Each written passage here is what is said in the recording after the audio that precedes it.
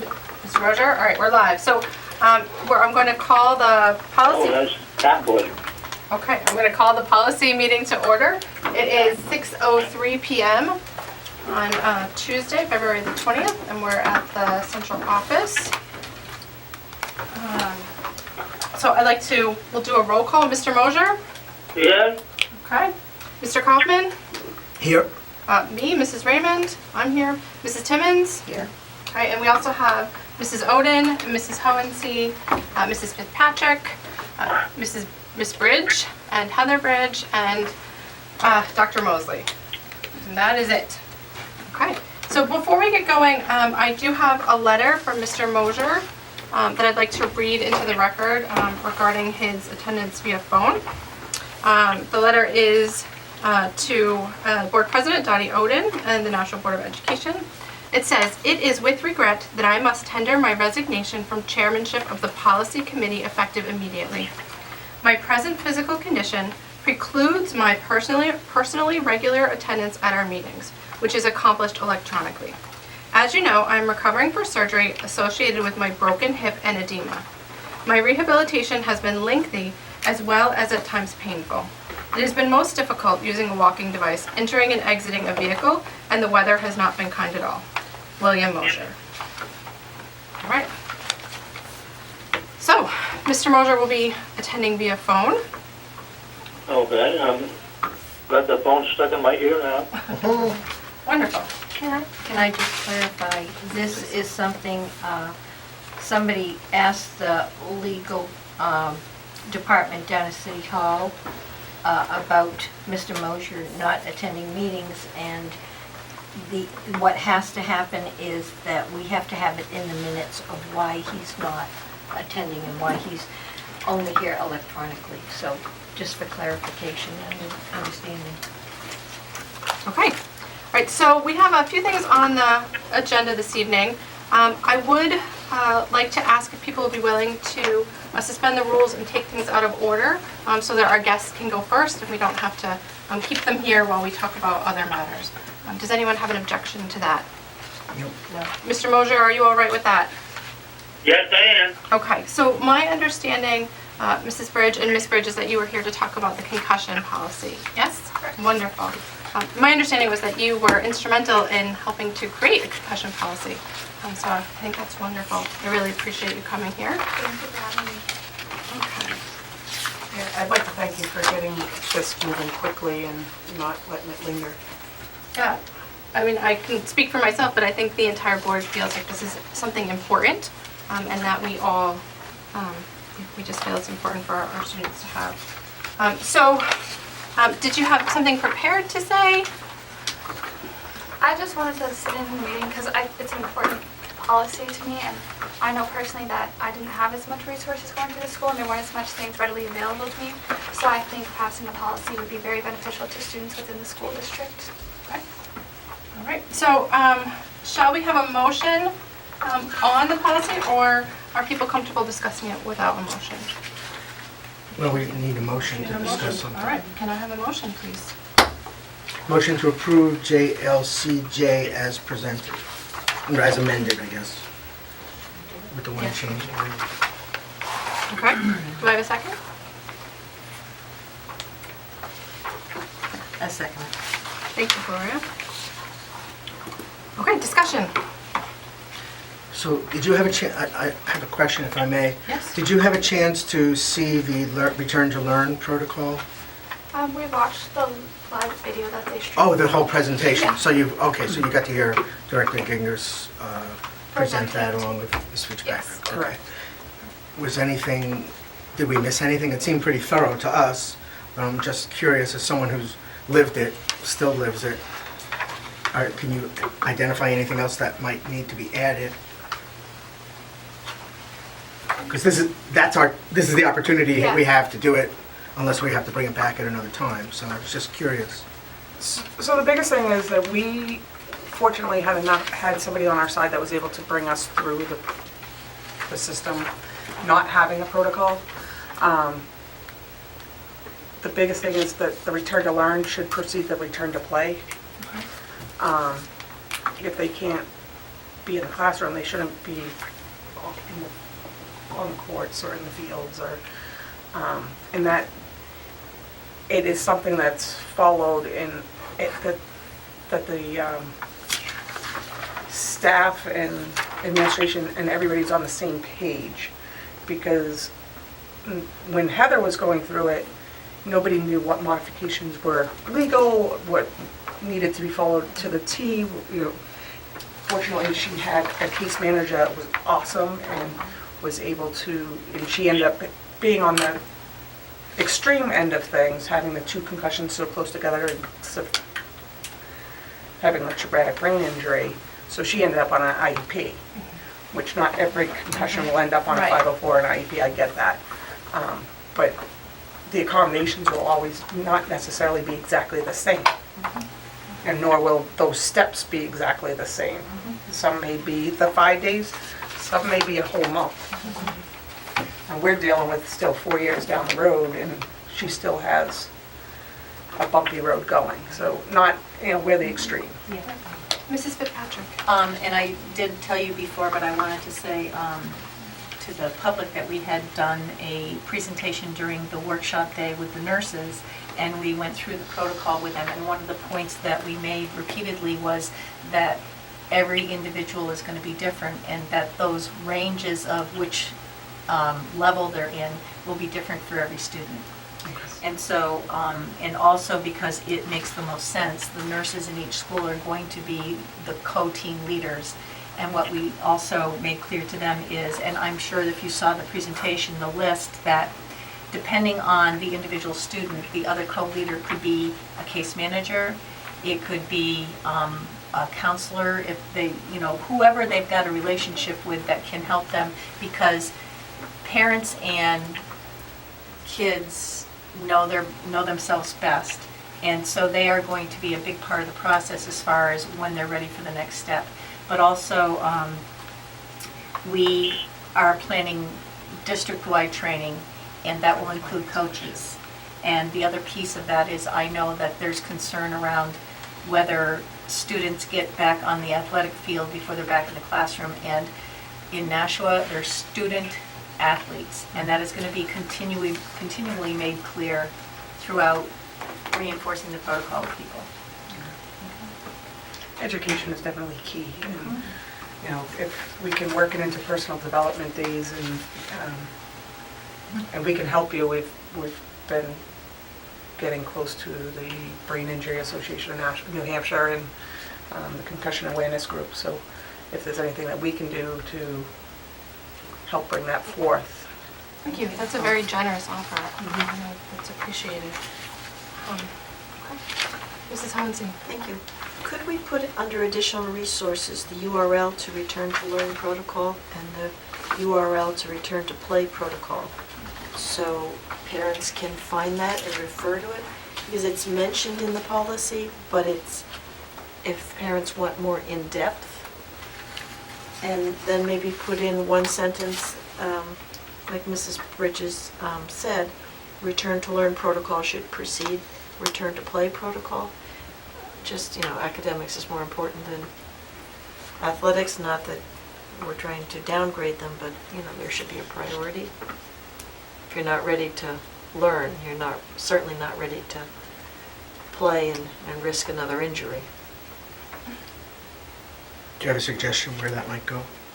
I would suggest this at the end of this, the policy. Because up at the top of the second page, you've got removal from play and protocol for return to play. And then this third paragraph, the underlined section, we inserted the new sentence on return to learn protocol that's in red. At the end of that section, I would just put return to learn protocol should precede return to play protocol. Yep. Right after the section 504 accomplishments, just a new paragraph, just as a point of reference. But I'm not on the committee, so I can't make that motion. So. Do you want me to amend the motion to include this text? I think that would be wise. Or- One question I have about that is if is it necessary for the return to learn protocol be completed before the return to play protocol begins? No, No, they're simultaneous. because there's, it, So perhaps it should say, I don't know, commencement of return to learn protocol should precede return to play protocol? I don't know. Begin. I don't know. so Should begin? working out is Before? actually a health benefit sometimes to Yeah. a concussion. Sometimes it's detrimental. But as far as going full contact or Right. fully involved, but the workout could be going along coincided, Simultaneously. Yeah, yes. so maybe But that might be then- too restrictive. Part of, Oh, Dr. Mosley. Yeah, you don't want to be, I want to be clear, like, why the board referred this back down here. This was just a kind of a procedural piece, and to change it and to modify it would cause us to go back to the board and start having these discussions. My understanding was that we just wanted to refer it back to policy.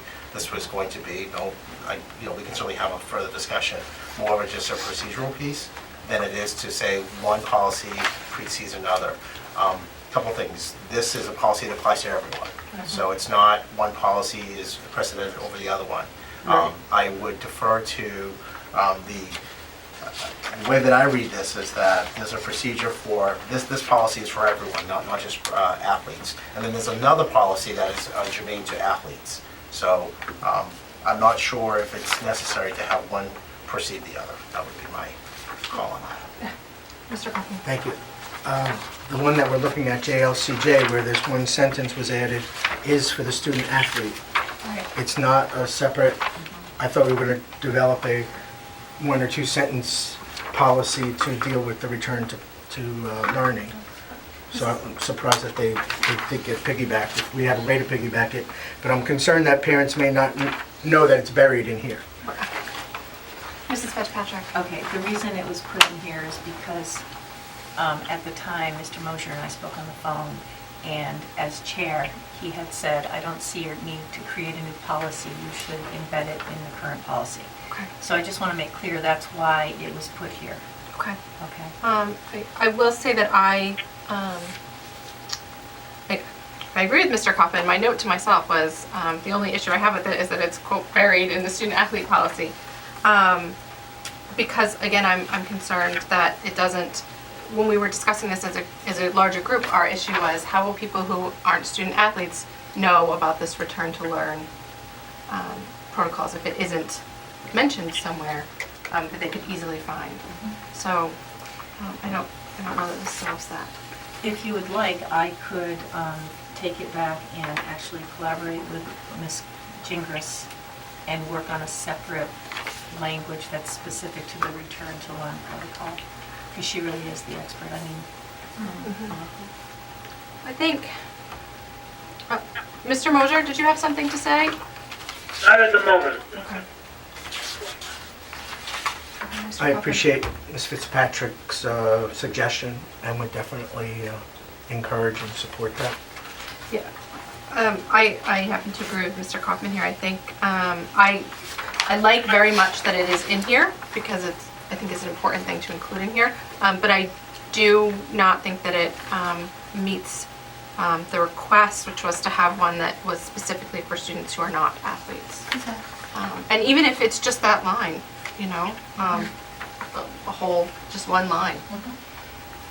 Go ahead, Mr. So Kaufman. a suggestion, I think this one sentence that was added in this almost last paragraph, I think is helpful, is valuable, and should find its way into the existing athlete-specific policy. I would also suggest, following Ms. Hohensy's recommendation, that the links of both protocols be included in here. And I think if I can withdraw my motion or whatever, submit a new motion to accommodate those two things I just spoke to, and I think you could get this piece through tonight. oh, So in other words, so the return to play, return to learn is a separate entity. But I would suggest we can incorporate this one right now, and it with wouldn't the necessarily, addition of the URLs? yes, that would be the only change. Okay. Yeah. That seems very efficient. I would appreciate that. Well, yeah, I mean, I don't really like to see them come back. This one's simple enough, I think we can put forward. So if So If you, I'll withdraw my motion, my second has to withdraw the second. I second it. so you just say, I withdraw my second. I didn't, did I second that in the Yes. first place? I did, okay, I withdraw, I'm sorry. I withdraw my second. Okay. Okay. So, So, can I, yes, please. okay, move to accept JLCJ as amended, which includes the sentence that reads, "To that end, a return to learn protocol has been developed for all students in the district when diagnosed with a concussion."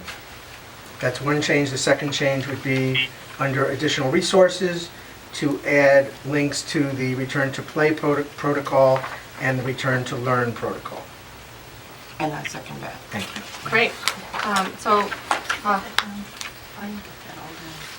accept JLCJ as amended, and then to that, this sentence. Plus the addition of the URLs.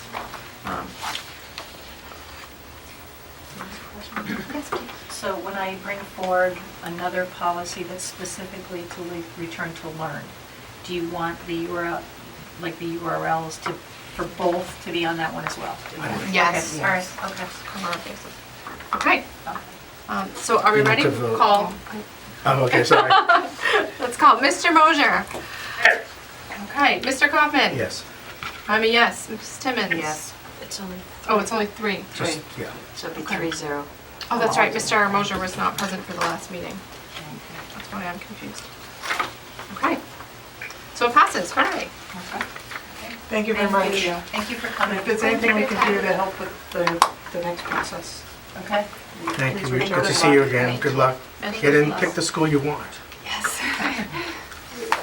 I think we Thank should you. add to the athletic director, Lisa Gingras, was just an enormous help in this. She was, and she actually brought us into the office to, Yeah. She interviewed parents of students who had suffered concussions, and it was really helpful would be us. information. Yeah, well, I have the I, opportunity to speak with Ms. Chambers.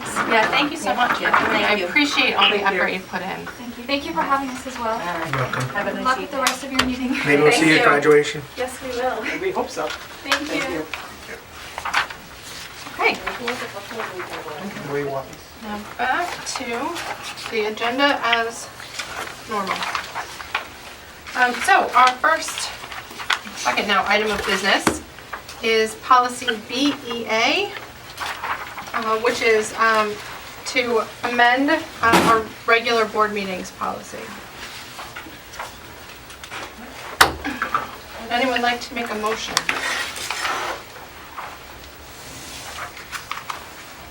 I motion to amend the policy. I'm sorry, but you can't. Oh, You're the that's alternate. right, I'm alternate, I'm sorry. I am. Right. Mr. Kaufman, do you have a motion? Not, no, not on this particular policy. I have no interest in it. Okay. As presented. So, Mr. Mosier, do you have a motion regarding this policy, BEA, about regular board meetings? Yeah, I think so. Okay, I would love to hear your motion. Make a motion to accept the policy as amended and forward it onto the full board. Okay. Mr. Kaufman, are you willing to second? No. Am I able to second? Yeah, you I can. shall second it. Discussion, Mr. Mosier. Is there anything that you would like to share with us about this policy before we vote on it?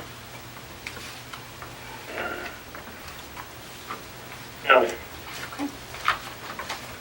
Mr. Kaufman? Yes, I'd like to point out a couple of things about this.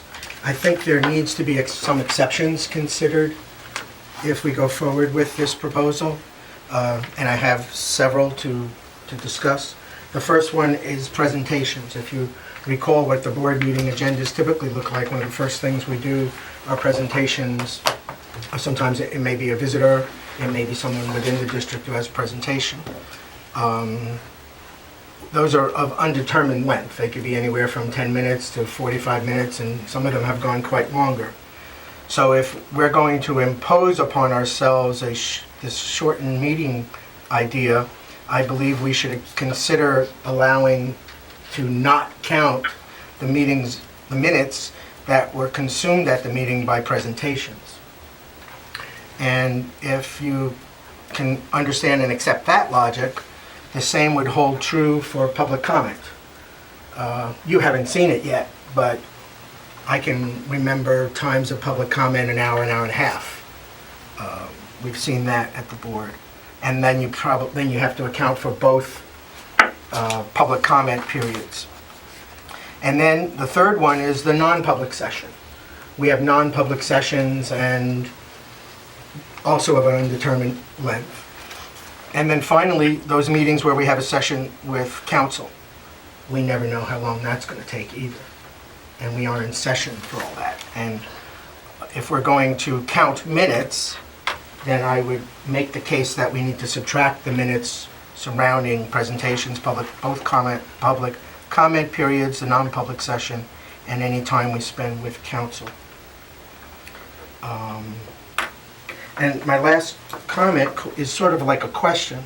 If this policy were adapted, and I really have a problem where it says, no new business shall be introduced during the meeting extension, including agenda items not yet discussed. So what that yields to me is if we have a full agenda and we run out of time within this 2-hour limit, that agenda items that were correctly placed on the board agenda would not be dealt with. And I don't see any provision here to ensure that those agenda items are carried over to the next meeting, which would be a minimum request. Next meeting, think of that. And then secondly, what do you not do? You drop agenda items correctly placed on the agenda? Are you also going to not have a public comment period, which typically follows that, as well as the board comments, which follow the public comment? So if you truncate the meeting and you say agenda items that are legitimately on the agenda will not be discussed, and we're going supposedly stopping at this hard stop, then I don't think you can not have a second public comment period, nor do I believe you can not have a board comment period at the end. Those are in another policy, so you would have to change the other policy, which really discusses the dozen or so items that we have on a board agenda. And I don't know if you're willing to do that. If that is the case, then I would make the proposition that this should be discussed in conjunction with that other policy, because you really have to make some trade-offs. And I personally think this was an ill-conceived idea. I don't think it's in the spirit of us conducting meetings that take as much time as they do. We have the public business. The agenda items are placed on the agenda because they need to be there. And to suggest that time is more important than the public discourse or public right to know, I think is absolutely wrong. So number one, I don't support it as proposed. At a minimum, I would require these exception handling, if you want to call it that. And then again, that other policy, I'm sorry, I don't recall which one it is, where we actually specifically list the order of the agenda, which includes a public or a board comment. I'm just concerned when you truncate a meeting, something's not going to be conducted, and that's wrong. Thank you. Could I just say, there is a policy that deals with public comment, and in the policy, the board can extend it, and we often do that when there's a controversial or highly interest-contained item on the agenda, so that, I don't see that as an issue at all. And I think it was the last meeting we had where it went late enough that board members did not want to make board comments, and it was unfortunately a situation where we kept the videographer for an hour and a half or so, and then board members said, no, I don't want to make board comments, even though they could have been taped, so I think that's a moot issue. I don't see that as a problem at all. Anybody that wants to make comments at the end can make them. And as I see these policies, there's leeway in there to extend the meetings if it's necessary. So I think we've addressed that. So that's just my comment. Yeah, Dr. Mosley, and then Just Mrs. a couple Howard. things. I think with the presentations, I think we can come up, any presentations coming out of this office or even from the district, we can certainly place some, I would say, some healthy, I would say that I think the presentations come out can be about 20 minutes, 15 to 20 minutes, but I think more importantly, it's the discussion piece that needs to happen. And certainly I think that with this policy, it allows that to happen and more for exceptions. But I think it's a good start in terms of using time effectively, being efficient at the board, and also prioritizing agenda items. So I think this is a nice way for the board to really prioritize what it wants to hear. And I think just kind of building the agenda with the board president, I think it's important to prioritize and allow the agenda to kind of unfold. In other words, let's not put 17 items on the agenda for an entire board meeting.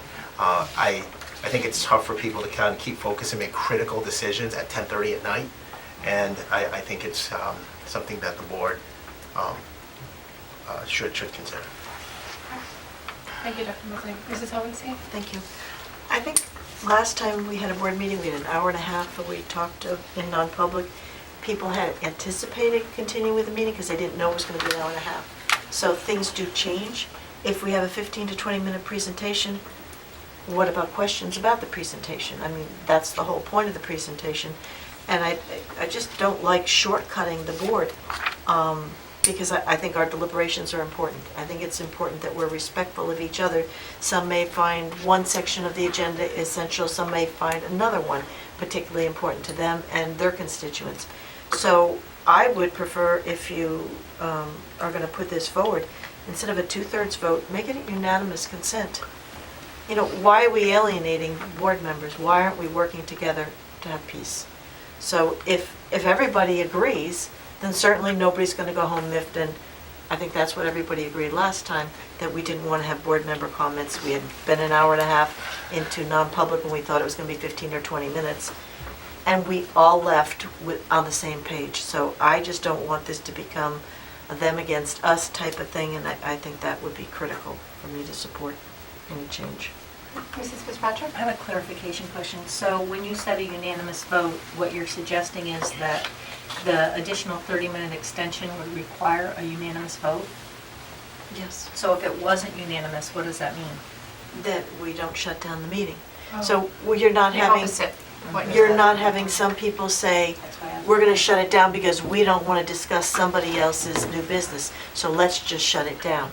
There can be vindictive shutdowns, and every single board member was elected to have a voice for the people who elected them. So I just don't want to shut people down. I think that if we're going to work together for peace, that we ought to start here in the policy.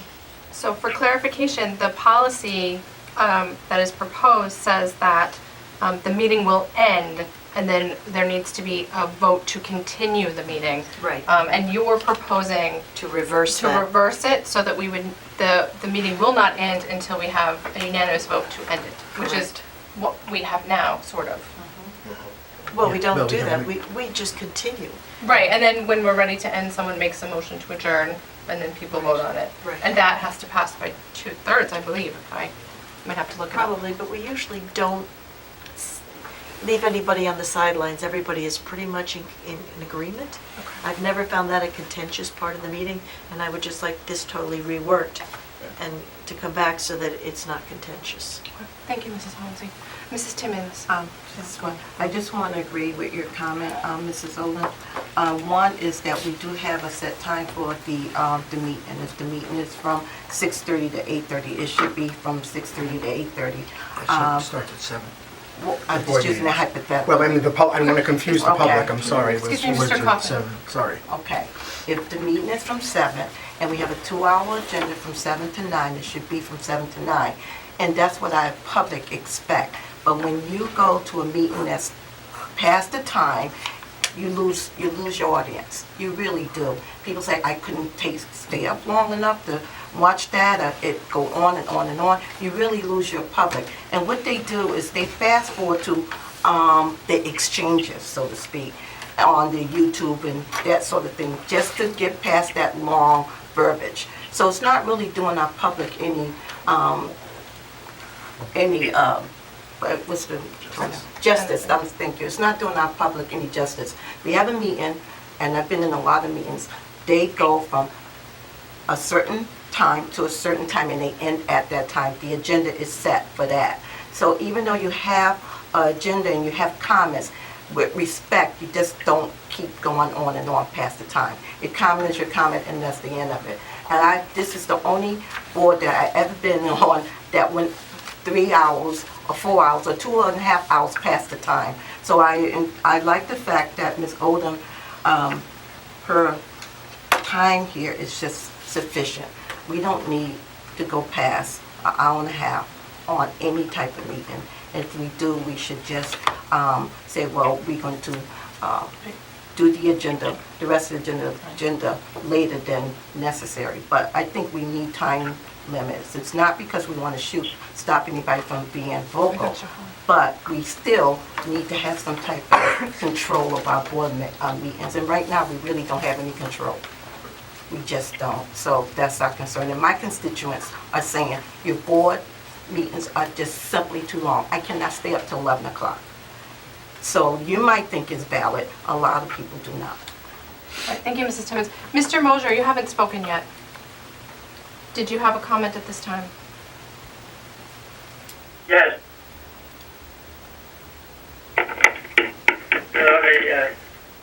We're arguing on something that's very simple.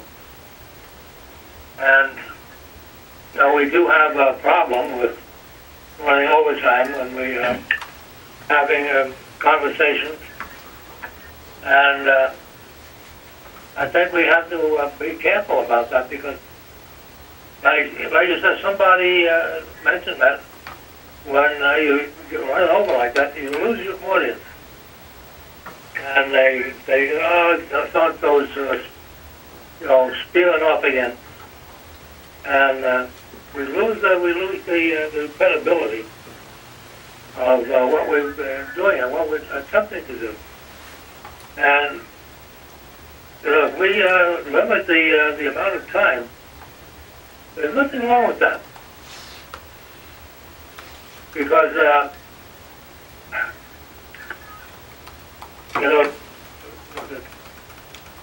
if you need the extra time, you can vote on it and get a 30-minute extension for the time. So I think that we have people who are, very talkative and very verbose about different things, and we have to watch out for that. But like I said, we don't want to lose our credibility. We don't want to lose our audience. And if we keep on going the way we are, bingo, we've lost it.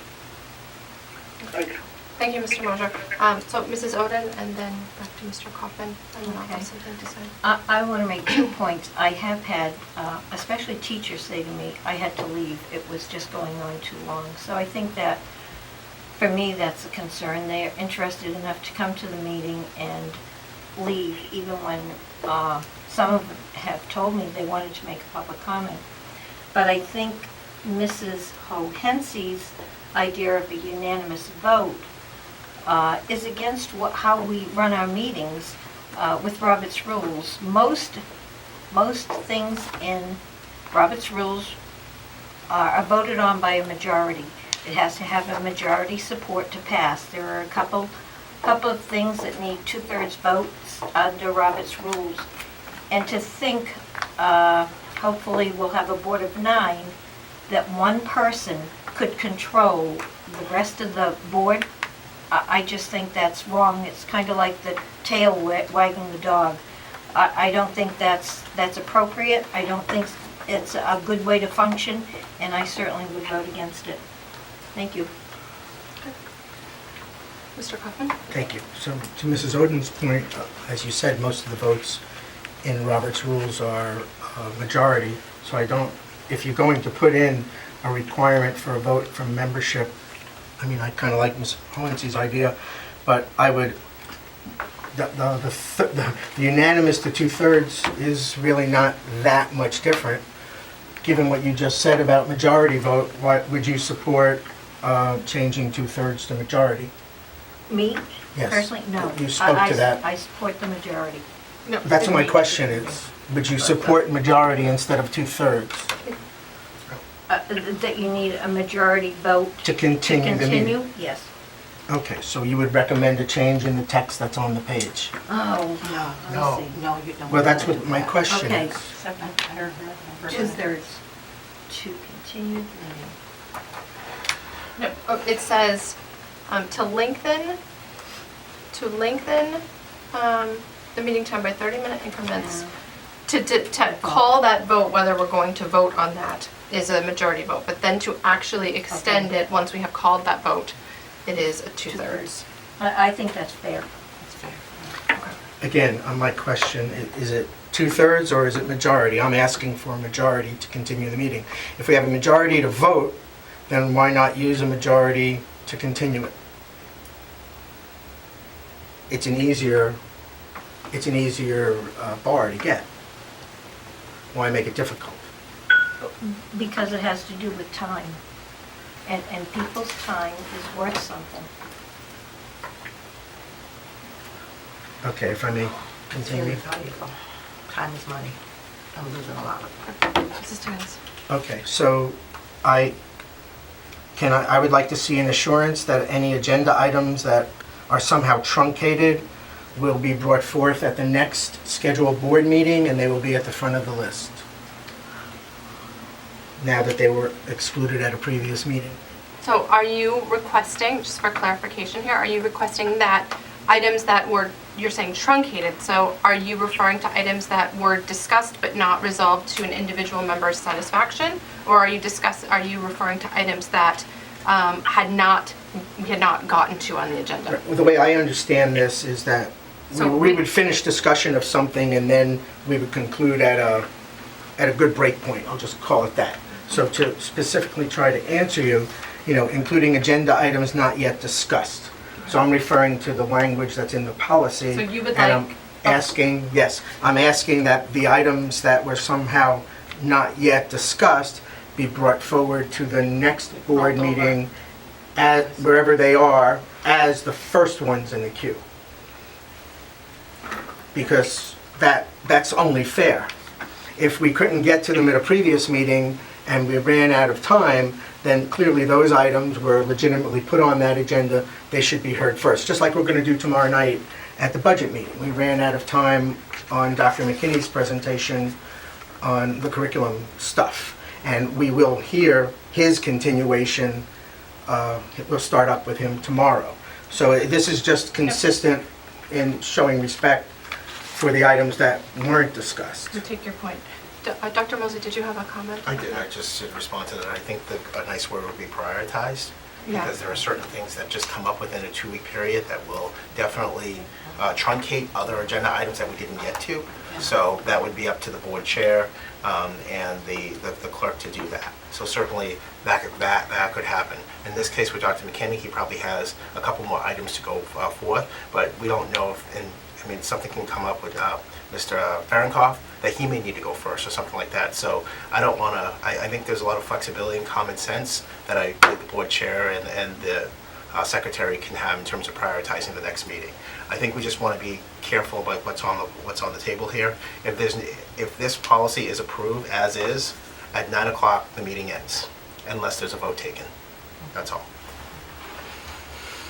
I think Ms. Hoyensee was next, and I have another comment. Well, okay, I'm go sorry. ahead. I'd like you to complete your commentary because we are trying to follow that. Oh, okay, People terrific. speak and then you get your Absolutely. second time Thank and you then so we much. kind of So- move on. So if they will be brought forward to the next meeting, and with Dr. Mosley's comment in mind, I don't think any any item should go for more than one extended meeting. In other words, if we, in other words, if it's it's today, and for some reason we ran out of time and there's one or two things left on the agenda that has not been discussed, and we agree that we're going to move that to the next board meeting in some prioritized form even, but those items moved will be heard on the next meeting. You can move them around all you want, I have no problem with that, but they should be heard in the subsequent, yes, in the subsequent, the following meeting. I take your point. Okay. Did you have anything? Yes, and then I'm still trying to get some feedback. We talked a little bit about presentation time being 15 or 20 minutes. There's no way we can control the public comment time. Well, I have a comment about that. You could say in the policy that it's a 15-minute with no more than, I'm familiar with it, 3 minutes each. I think there's been a court case that really suggests that you can't enforce that. And how do you account, as I said earlier, about non-public sessions in this 2-hour window? And and they may not be always at the end. There are times when we've gone into non-public and say we have an HR report, we may go into HR to discuss something, come out and resume the meeting. So you have to account for those, and then so who's going to be the timekeeper? Right. So do you have anything to add now that you haven't already mentioned? No. Okay, thank you. Mrs. Hohensee. Thank you. I think Mr. Kaufman's idea of bringing back that other agenda so we can start prioritizing which agenda items are in what order. Like, if we have a non-public session, that should be at the end, after board comments. So we pack it up, so we hit the essentials within our 2 hours, and maybe even put some of our non-publics, if we know they're going to be extensive, at another time. Because so far, we've had a couple of full board meetings that went late, till 10 or 11, and I don't know that the board president and the superintendent intended them to go that late, but things happen. I would rather that if you could anticipate it, so we don't have to truncate it, but I think if we're going to start doing this, we need to have the agenda in front of us and maybe reorganize things so that we feel that there are priorities, so that certain items don't always get truncated, and so that we can set this up so that we don't have problems. Otherwise, this whole change is going to be a bone of contention. I asked from whom? A bone of contention between some board members, because my section is at the end, your section is at the beginning, you never get truncated. I don't know how it's going to play out. I'm just saying I don't want the contention. I want it to run smoothly. It'd be lovely if it did 2 hours. I don't think, past year or so, we didn't have such long meetings till 10 or 11. This is new. But it's just how you schedule this and how many things get backlogged, and that's what makes the new business longer, and just truncating it and putting to the next is just going to snowball and make a bigger and bigger problem. So I think we need to analyze the agenda policy and this and work out something. I don't think anybody wants to be here late, and I think if we're all in agreement, we would naturally shut down, like Mr. Kaufman's asked if there was any objection at budget to shut down without completion. But I just don't want this to be, pushing certain board members against others. It's gonna backfire. Thank you for sharing your thoughts, Mrs. Hohensee. I do have a couple of comments about, I'm sorry, Mrs. Fitzpatrick, are you waiting? No, it's okay. Are you Go sure? ahead, yeah. Okay. I do have a couple of comments about the policy. I read this policy to be intending to have our board meetings be more efficient than they are. I think in general, our issue in the last 6 weeks I've been here and the months before that I watched these on television or there has not been public comments. I've seen maybe 1 or 2 meetings where public comments were the issue that ran over. Usually we have like 1, 2, maybe 3 people from the public who want to speak. I really think that the issue is us, the board members, being concise, putting out our thoughts and then moving on, as opposed to arguing back and forth. Regarding public comments, we have a policy. If we're going to disregard the policy, then I don't know why we have it. So I don't think that is relevant here. I do take Mr. Kaufman's point regarding non-public sessions and sessions with council. I would like to have just I don't see anything to that here. Let's see, what else? And then the other comment I have is about Robert's Rules. Everything in Robert's Rules is either majority or 2/3. I don't see any reason to play with that or spend time arguing about it. So, Mr. Mosier, did you have anything else to add? I thank you for the opportunity, and I'd like to see the thing done so that we did not run overtime, because that's very tiring and trying on the membership, and we don't want to do that. So, I think if we, having had this discussion, fortunately our board president is here, so she's able to take in the advice about the agenda and prioritizing our agenda, and making sure that we are not being overly ambitious with our agendas. I'd like to go ahead and call the vote. I'm sorry, Ms. Raymond. We've talked about changes to this. There's no, There has not been a motion for an amendment, Mr. Kaufman. okay. So, okay, there's no intention to change this language with any of the comments that we made? No, I believe it's time to move the question. We've had a motion, we've had it seconded, we've had a discussion.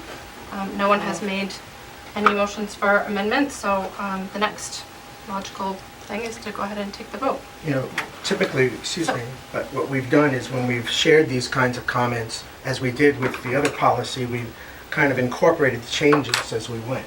I appreciate that, Mr. Kaufman. However, no one has made a motion for an amendment, and it is now time to vote. It's this kind of Okay. back and forth that prevents our meetings from running efficiently. So I would like to go ahead and vote on this, and we'll go from there. Mr. Mosier? Yes. And Mr. Kaufman? No. And Mrs. Raymond votes yes. So we will send this on.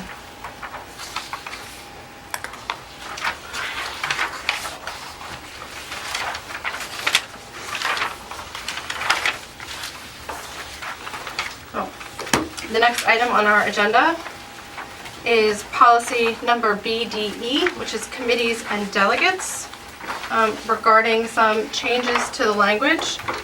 The change proposed is that committee meetings shall run no longer than 90 minutes in length.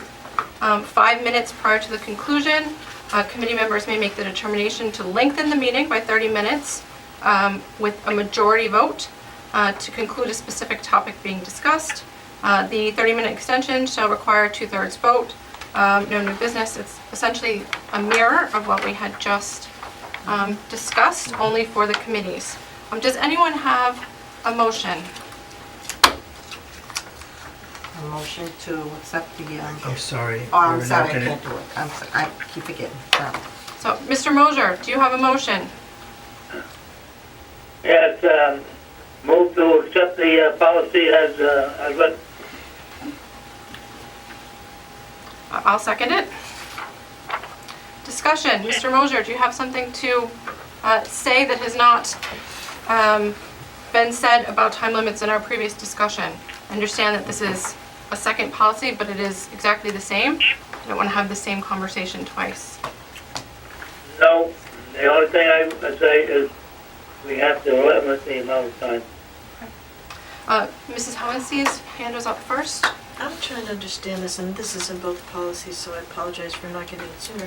But it says lengthen the meeting by 30-minute increments with a majority to conclude a specific topic discussed. An additional 30 minutes requires 2/3. Yep. So one is lengthen, one is extend, one is a majority, one is 2/3. So the original one is to take a vote on whether or not we're going to vote to extend. So the original vote by majority is someone would make a motion to vote on whether or not we should extend the meeting. And then the second one would be the actual vote on extending. So there's 2 votes to add 30 minutes. There's one vote to vote and then a second vote to extend, which is how we do it, I think for other things. What else do we do that on? Adjournment, I think. I have to look at my Robert's rules. Mrs. Fitzpatrick? Can you just explain the rationale of the question? Oh, okay. So the rationale is that if someone on the committee wants to lengthen the meeting, they can move a vote to lengthen the meeting. If it passes, then you have to vote to increase the amount of time, but you have the option, it is possible, to lengthen it, and the reason it's 30-minute increments is that it's conceivable a meeting could be lengthened an hour on a specific special night because of presentations or other factors, but that it would not be the regular course of meetings. The regular course of meetings would be in these 90 minutes and the other policy 2 hours, but you have to decide, are we going to lengthen it, and then vote to lengthen it. Follow up? So every time you're adding 30 minutes, you have to have 2 votes? Every time, or just the first time and then thereafter just one to add an additional 30 minutes? It's 30 minutes, Yes. you add it, Yeah. right? And then you have a meeting for 30 minutes, right? And then let's say you want to add another 30 minutes, you have to take a vote for that. Yes. But not 2, only 1 at that point. A majority and a Right. 2/3, or which one you'd vote on the second The time? second one The would be second one 2/3. would be the 2/3. So, you know, it's a valid point to make. The intent of the policy is to take one vote to lengthen the meeting by 30 minutes. Why don't you just do that? So Okay. this is I mean- concluding, I'm sorry, but this is concluding a topic that you're discussing, you just need a majority. And then once that topic is done, if you want to add a 30-minute interval, then you need a 2/3. Correct. So it's a lesser bar to finish what you're in the middle of, and a longer bar to add the 30 minutes. Yes. Now I understand, I didn't understand that before. Sorry, I didn't No, explain no, it no, very well. it's, I it's apologize. all right. Is this something that's done in Massachusetts that the two of you are familiar with? Where did it come from? Who put No. this forward? For it. And I can, Go ahead, Mrs. Okay. Fitzpatrick, please. I'll say that Dr. Mosley and I put the language together, but I've got to be honest, in Massachusetts, I did not have the experience of board meetings running the length that they do here. It's a new experience for me, so this language I haven't seen other places because I haven't seen it necessary. Thank you, Mrs. Fitzpatrick. Mr. Kaufman? Okay. Move to amend the proposed policy by striking in the last sentence. I'll read what I want to strike, and then I'll read the sentence as it would appear after. So I want to strike superintendent or his designee to work with the. I want to my amendment is to strike that, so that the sentence would read, "It is the responsibility of the committee chair to ensure that meetings end within 90 minutes." Any purpose to that? I don't understand why you want. Yeah, because the committee chair has the responsibility for the meeting. If you look at the second paragraph above, it's very clear that the board president shall select a member for each committee, but that committee chair, the second sentence, that the committee chairperson shall schedule the meeting, establish agendas, and preside over the meeting, and a little bit extra. So what this is doing is putting the superintendent into the role of the committee chair, which No. would, excuse me, Right. which would contradict what's in the second paragraph above. I think it needs to be clear that the committee chairperson is still responsible for this meeting and ensuring that it runs 90 minutes. It's not the superintendent's job to run our committee meetings or our board meetings. It's our respective board president or whatever committee chair is running that meeting.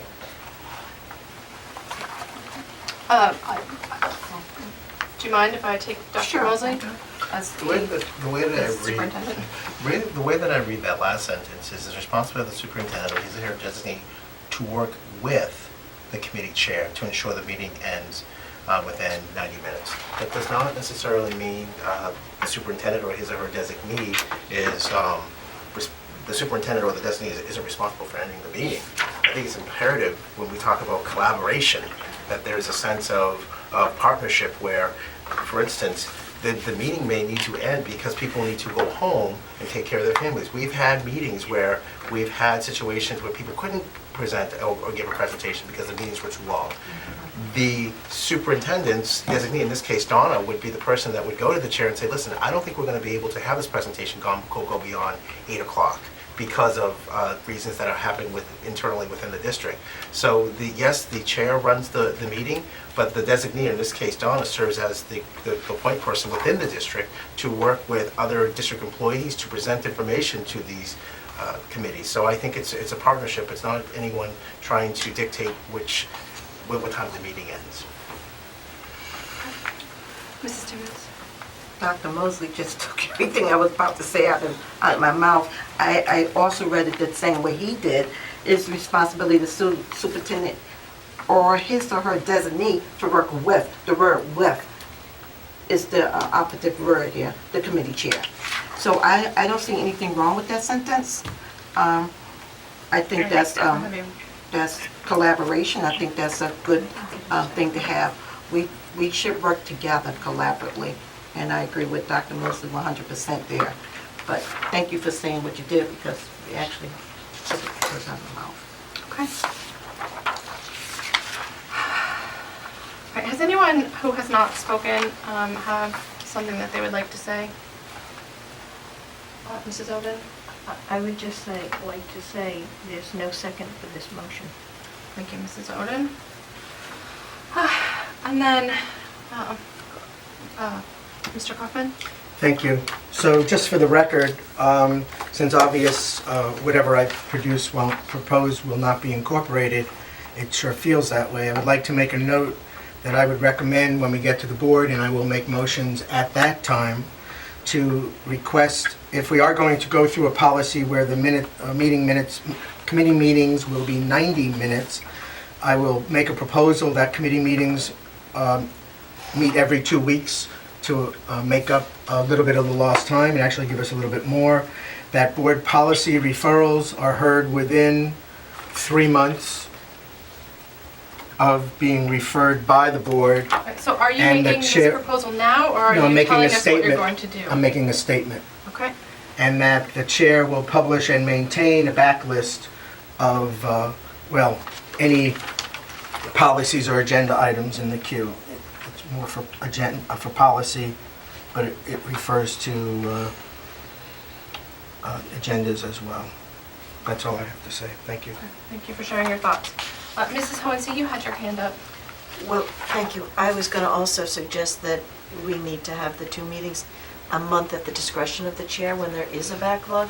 So if you're shortening the meeting and we have an extensive backlog, that it would be the discretion of the chair to say, well, this month we need 2, maybe next month we only need 1.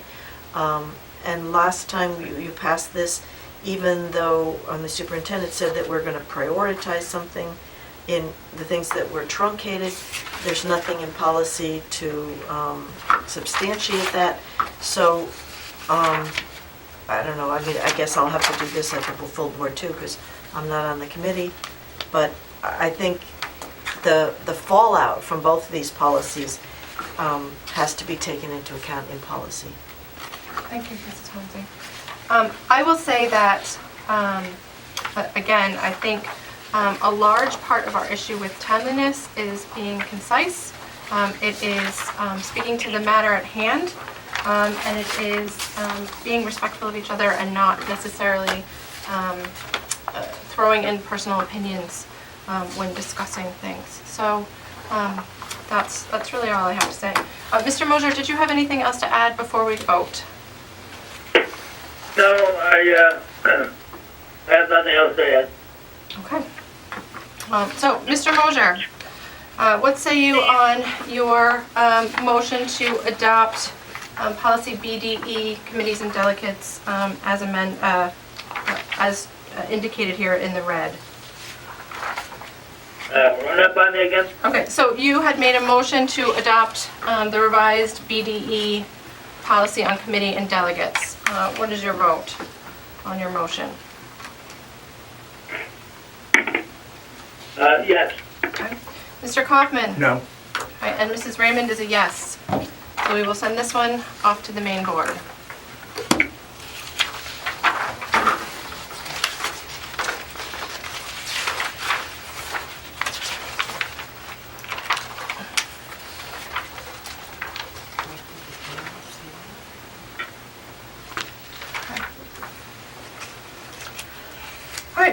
moving on, the next item on our agenda is policy JLCK, special physical health needs of students. There's, yes, there's no change there, yes? There's no change. This is for reference because it actually goes with the one that we're moving to rescind, which was 4234. It's from 2003, and frankly, it's not legal. Okay. Oh, that seems relevant. There are several policies like that that I hope that we're able to work on. Probably about 100 if you really look at them. Right, so we are discussing whether or not we should rescind the policy 4234. Can I have a motion, please? Usually we approve and then rescind rather than rescind before approve. I'm sorry, I don't believe there's anything to approve. There's a Is there? proposal here for JLCK. That's all right. I suppose I'm confused because that says it was here, I have it. That says that it was just for reference. I'm sorry. Is it not just for reference? I'm sorry, I was on JLCK. Are you on JLCC? Wait, Mrs. Fitzpatrick, can you clarify for me? Is this a new policy that you would like us to consider, or is this simply for our reference It's as we proposed. rescind the other one? It's not changed, it's only for reference. It's, I believe that this policy was proposed and it was voted on, but it never got moved forward to the board. The JLCK. Okay. So this one was approved within the policy committee. It never got to the full board. I can't tell you why, I don't know. But this one is for reference to show that we cover this. But frankly, regardless, 4234 needs to be rescinded, regardless. I agree with you there. My Okay. question here is, do we need to take a vote to send this one onto the full board if it hasn't been voted on by the full board? Mr. Kaufman? Yeah, I mean, if this is all there is to it, I would just say let this committee move this forward. Okay. And if you want to rescind the other one, I don't think there's a problem with that. Right, I would hate to rescind it and have nothing. So move to accept JLCK as proposed. Okay, I'll second it, Mr. Moser, hopefully that's okay with you. Do we have a discussion? Okay, then let's go ahead and vote on it. Mr. Moser, the motion is to send proposed policy JLCK on special physical health needs of students onto the full board. Yes? Yes. Mr. Kaufman? Yes. Okay, and Mrs. Raymond is a yes. Move to rescind policy 4234, Down syndrome students. I'll second that also. So, Mr. Moser, your vote, is there a discussion on this? Mr. Moser, anything to say? On the Down syndrome? Yes. Any discussion about that, rescinding that policy? If it's outdated, we should rescind it. Okay, then let's go ahead and call the vote. Mr. Moser, to rescind that policy. Yes. All right, Mr. Kaufman, Yes. and Mrs. Raymond is a yes. Excellent. All right, I just want to make a little note.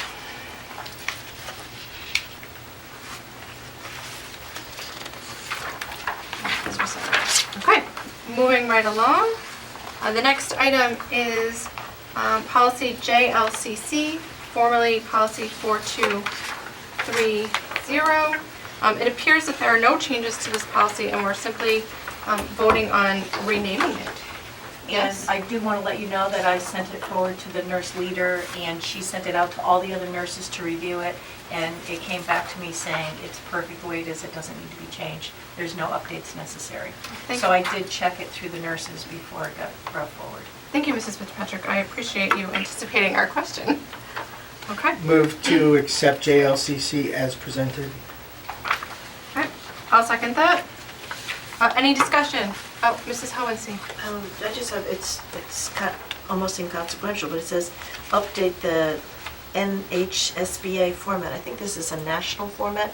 these mnemonics, the lettering versus the numbering. I don't think it's just something that organization created. So you're saying it's not necessarily New Hampshire School Board Association, that this No, is a and national? we're not members of it, so I don't know why that we would be getting their information. So I just thought that should be removed. Oh, on the agenda? you're Right, looking. right. Okay. Mrs. Fitzpatrick, can I ask you, is there a reason why we're changing from numbers to letters? That started much sooner than I arrived. And so what I am trying to do is go through the numbered ones and either have them lettered to go with the rest of the policy manual or to rescind them if they're no longer valid. Okay. So that's sort of the charge I'm concerned about policies being in place that could leave us with liability. It's an ambitious project, thank you. No, I've looked at them, I know how many there are. So, Okay. All right, so we have a motion, we have it seconded, so the motion to accept JLCC on communicable diseases. Mr. Mosier? I say yes. Okay. Mr. Kaufman? Yes. Mrs. Raymond is a yes. Okay. And the... Motion to rescind 4230, communicable diseases. No. We Yeah, accepted it yes, as a you're new correct. name. I apologize, Mr. Kaufman, you are correct. I will second your motion to rescind 4230. Any discussion?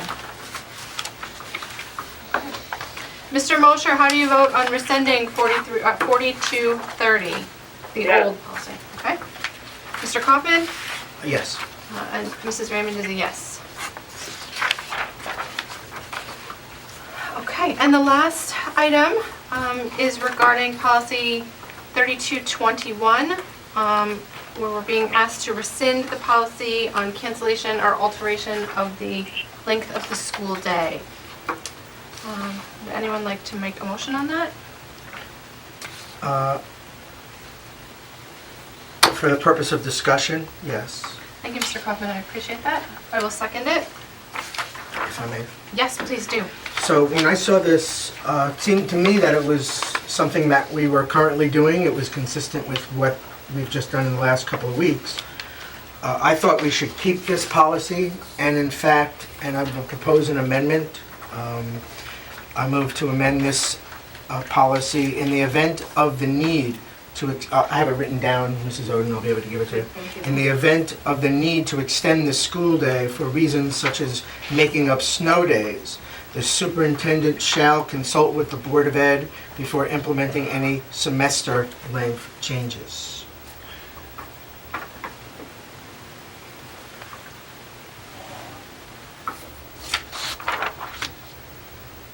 This is exactly what we've just done at the board the last couple of weeks.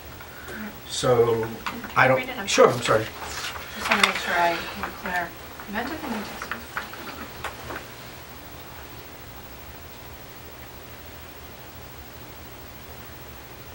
Okay. I'll second that for the purposes of discussion.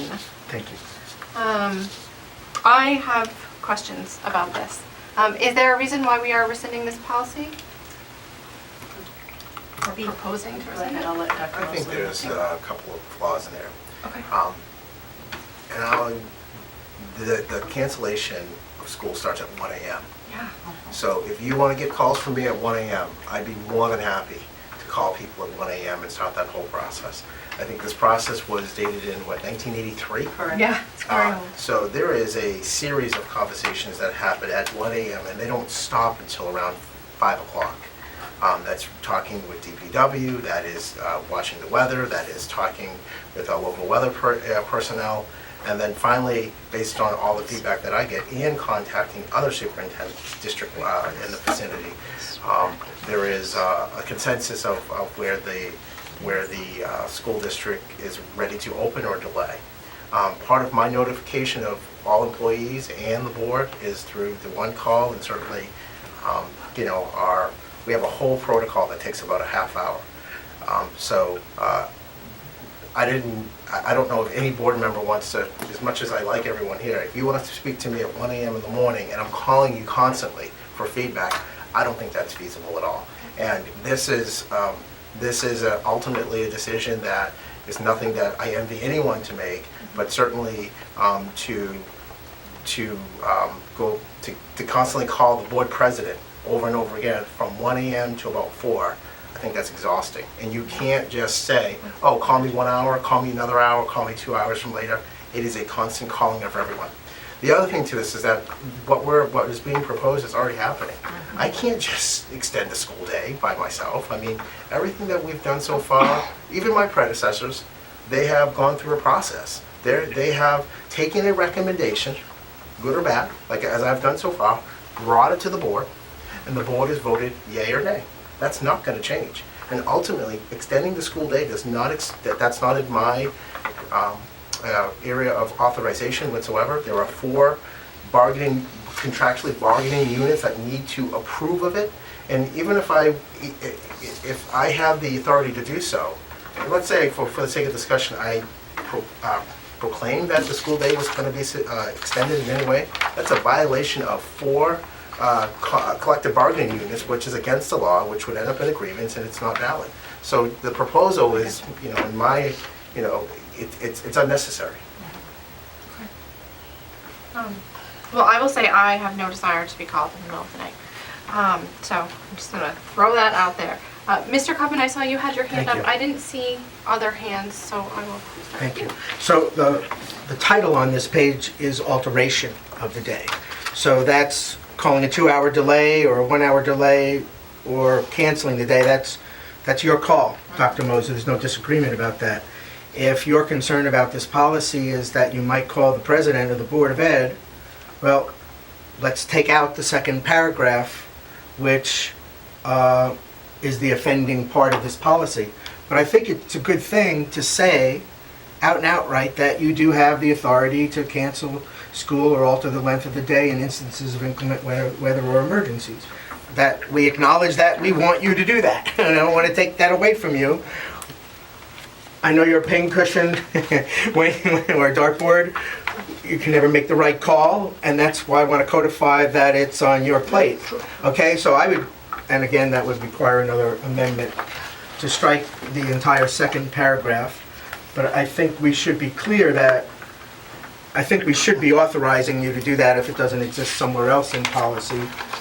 I'm not familiar of if it does or not.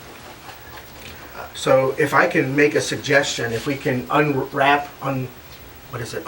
the previous motions, the amendment, withdraw the Withdraw, previous okay. amendment, and maybe make something new that could accommodate this discussion. If that's okay, because I don't really want to make an amendment if I'm not going to get a second or even a vote. So I don't know what the will is of this committee. I don't like being embarrassed. It's an embarrassment for me to make an amendment, and so maybe, Ms. Raymond, you can make that, I and I'll be will. happy to second it. Well, let's back up so that I'm clear about everything that we're doing and I've got it in my head properly. So we have a motion to rescind, which has been seconded, we're discussing. Then we had a motion to amend, which you are now withdrawing. That paragraph about, I don't know, can we have a motion to amend while we have a motion to rescind? It doesn't make sense to me and I should not have allowed that. I apologize. So let's take some steps back. I'm happy to withdraw my motion if we have a complete discussion about this, including the removal of the second paragraph and adding back the paragraph that I just offered as an amendment. Looking at the time, it's 7:20. I think we can, we have a little bit of time. to We started continue at discussing. 6, So we started at 6? so it's a 2-hour meeting. Okay, so The policy We hasn't have taken time. plenty of time. we'll just acknowledging that we Okay. have some time, that we can have a bit of a discussion. So So I'll withdraw my amendment. okay, I'll withdraw the second then. So we're back to, right now, having a discussion about rescinding this policy. And part of our discussion has been, Oh, and I'll withdraw my motion to rescind. and then we don't have a discussion. Well, no, and then we can make a new motion to address this again. but you need to, I will withdraw my second. motion to amend policy 3221, cancellation or alteration of length of school day by striking the entire second paragraph. And Oh, and adding this subsequent paragraph. In the event of the need to extend the school day for reasons such as making up snow days, the superintendent shall consult with the Board of Ed before implementing any semester length changes. I'd like to suggest that it be 2 amendments.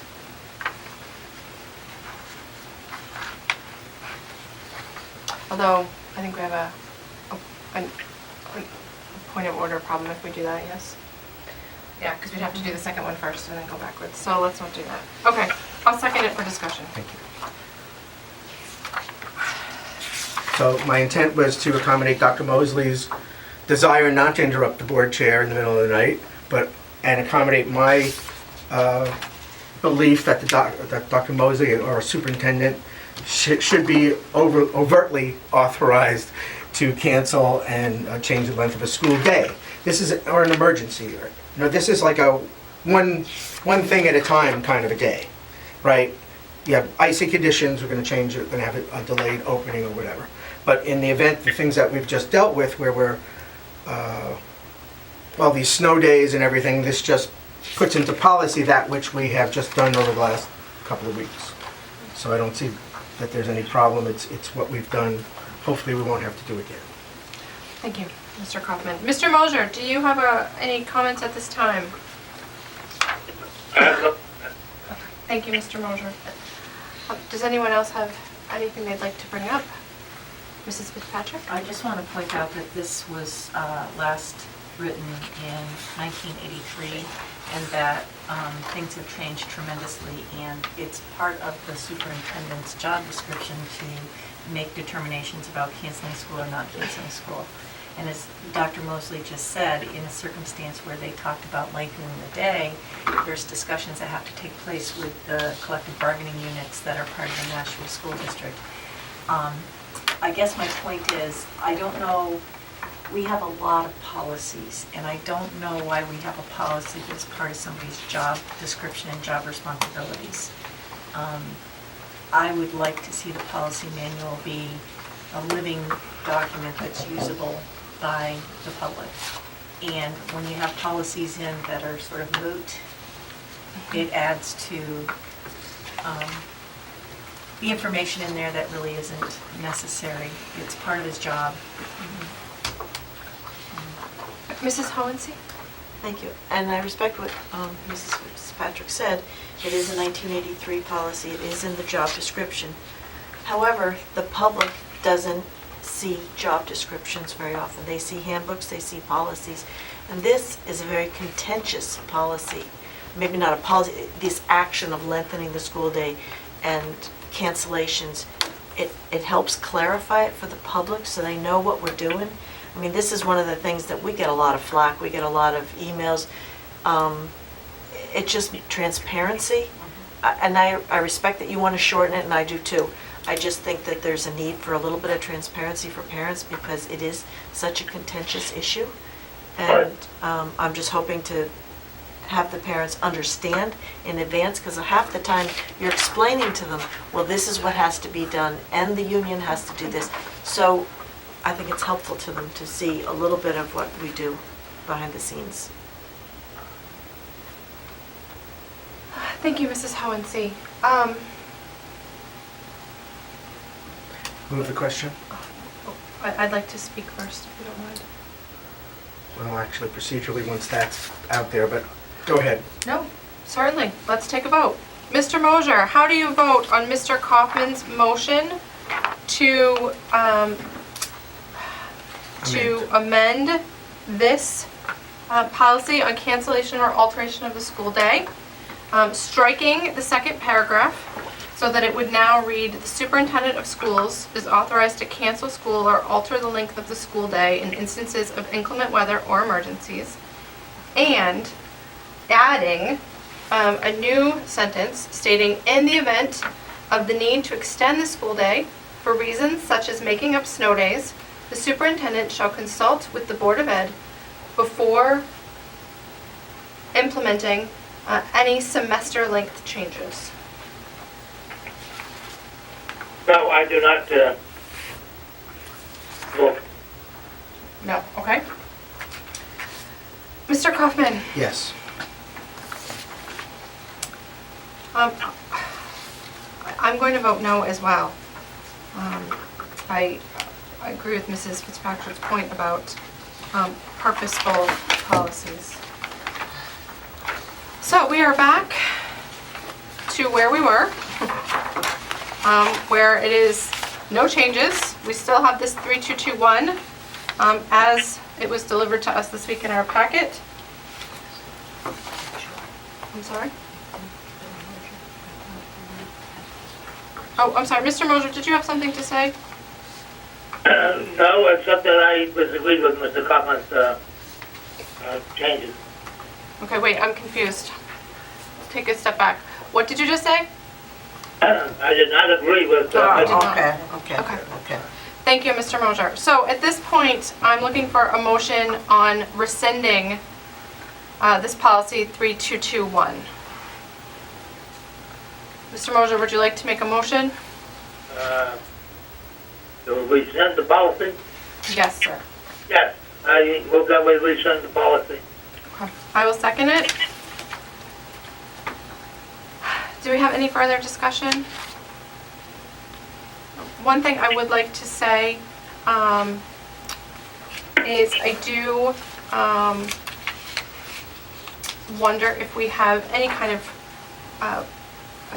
as I said before, I don't like the idea of policies for the sake of having policies. They should be purposeful.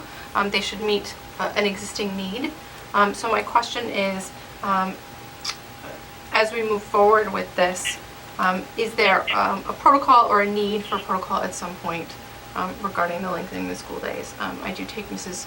Hohensy's point toward the public having lots of feelings about that, as do all of the bargaining units. So I feel like if it's not broken, you don't fix it. But we should kind of bear that in mind. Go ahead, Mr. Nelson. I think it's a very difficult question to answer, and we've had situations I'd be happy to forward the board how many snow days we've had, probably over the last maybe 15 to 20 years. Mrs. Kinsella takes care of that, but sometimes there's just been one day, and then it becomes a moot point. Sometimes the last couple of years we've had two pretty interesting winters. No one would ever suspect that we had that event in October. That was a snow day, but it was an event. So it's always very difficult. We've had 7 days one year, and we've had one day. One year I think it was like, maybe don't quote me on this, 2001. I think there was no snow days. So it's a challenge.